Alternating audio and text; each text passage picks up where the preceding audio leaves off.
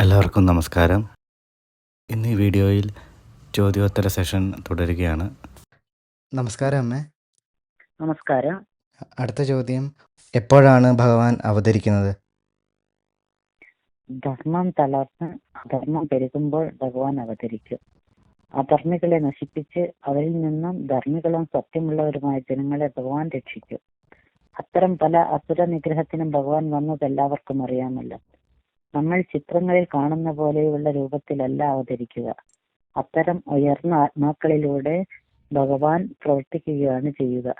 ചിലപ്പോ ആ ആൾക്ക് പോലും അറിയില്ല എനിക്ക് എങ്ങനെ ഇത്തരം സൂപ്പർ പവറുകൾ വരുന്നതെന്ന്. എല്ലാവരും കരുതുന്ന പോലെ അവരും ഒരു ഭാഗ്യമാണെന്ന് വിചാരിക്കും. ചില ദിവ്യ ജന്മങ്ങൾക്ക് മാത്രം അറിയാനും കഴിയും. ഇങ്ങനെയാണ് ഭഗവാൻ അവതരിക്കുന്നത്. അടുത്ത ചോദ്യം, ഭഗവാൻ ചിലരെ ഭേദചിന്തയോടെ കാണുന്നുണ്ടോ? ഒരിക്കലുമില്ല. എല്ലാവരിലുമുള്ള ആത്മാവ് ഭഗവാൻ തന്നെയല്ലേ, പിന്നെ എന്ത് ഭേദചിന്ത?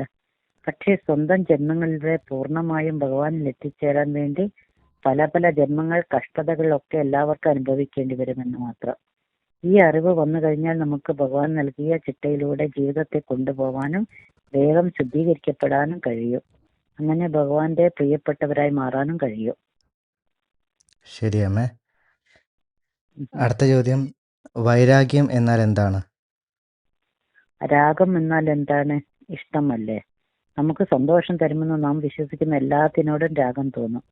കുറച്ചു കഴിയുമ്പോൾ പലതും വിഡിത്തമായിരുന്നെന്ന് നമുക്ക് തന്നെ മനസ്സിലാകും. ഈ കാര്യങ്ങളിൽ മനസ്സിനുള്ള ഒട്ടൽ അതില്ലാതെ യഥാർത്ഥ സുഖം, ആനന്ദം എന്നത് ഇതൊന്നുമല്ല, ആത്മസന്തോഷമാണെന്ന് തിരിച്ചറിയാൽ താൽക്കാലിക സുഖങ്ങളെ ആവശ്യമില്ല. അതിന്റെ ദോഷവശങ്ങളെ മനനം ചെയ്ത് മനസ്സിൽ നിന്നും അതിനെയെല്ലാം വിട്ടുകളഞ്ഞ് ആത്മചൈതന്യത്തെ ആഗ്രഹിക്കുന്ന ഒരവസ്ഥ, അതാണ് വൈരാഗ്യം. ശരി അമ്മേ.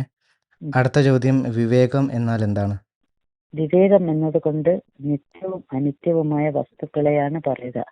നമ്മൾ സ്വന്തം ജീവിതത്തെ പറ്റി ആഴത്തിൽ ചിന്തിച്ചു നോക്കിയാൽ മനസ്സിലാകും. നമ്മൾ ഇത്രയും കാലം സുഖം, ഭാഗ്യം എന്നൊക്കെ വിചാരിച്ച് കെട്ടിപ്പൂട്ടി വെച്ചിരുന്നതെല്ലാം അത്ര അമൂല്യങ്ങളൊന്നുമായിരുന്നില്ല എന്ന്. ഇതിനെയൊക്കെയാണ് അനിത്യങ്ങളായിരിക്കുമെന്ന് പറയുന്നത്. പലപ്പോഴും സന്താനങ്ങൾക്ക് വേണ്ടി അഹോരാത്രം ധർമ്മവും സത്യവും പോലും നോക്കാതെ സമ്പത്ത് വാരിക്കൂട്ടും. ഒടുവിൽ അവരിൽ നിന്നും ദുഃഖം തരുന്ന പല അനുഭവങ്ങൾ വരുമ്പോൾ പലരും തകർന്നു പോകുകയും വിഡിത്തമായി പോയെന്ന് തോന്നുകയും ചെയ്യാറില്ലേ? അപ്പോൾ ആത്മാവിനെയോ ഈശ്വരനെയോ അന്വേഷിക്കാൻ തുടങ്ങും.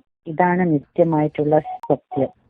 ഇതിനെയാണ് നിത്യമായതെന്ന് പറയുക. എന്നാൽ അതല്ലാതെ നമ്മൾ ഉണ്ടാക്കിയെടുക്കുന്നതെല്ലാമാണ് അനിത്യമായിട്ട് അറിയുന്നത്. ഈ ഒരു വിവേചന ബുദ്ധിയില്ലേ, ഇതിനെയാണ് വിവേകം എന്ന് പറയുക. ശരി അമ്മേ. അടുത്ത ചോദ്യം, മരണത്തിന് ശേഷമുള്ള ഒരു ആത്മാവിൻ്റെ യാത്ര എങ്ങനെയായിരിക്കും? മരണത്തിന് ശേഷമുള്ള ആത്മാവിന്റെ യാത്ര എന്നത് എങ്ങനെ മരിച്ചു എന്നതിനെ ആശ്രയിച്ചിട്ടാണ്. വാർദ്ധക്യത്തിലൂടെ കിടന്നു മരിക്കുന്നവർ അവരുടെ പഴയ ബന്ധുക്കളായിട്ടുള്ള ആത്മാക്കൾ ചുറ്റിലും വന്നു നിന്ന് വിളിച്ചു കൂട്ടിക്കൊണ്ടുപോകുന്നതായിട്ടാണ് പറയുന്നത്. സുഖമരണം എന്നാണ് ഇതിനെ പറയുക.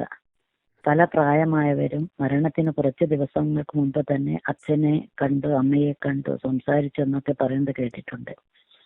അവർ കൊണ്ടുപോകാൻ വരുന്നവർ.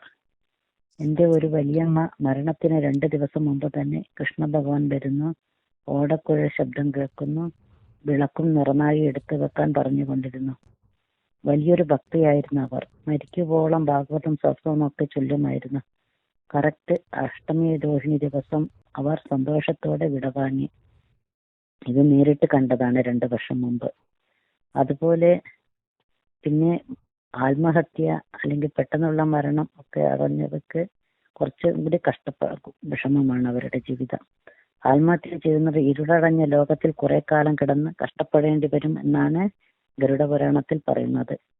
അവർക്ക് ജന്മങ്ങൾ കിട്ടാൻ ഒരുപാട് വർഷങ്ങൾ കാത്തു നിൽക്കേണ്ടിയും വരും.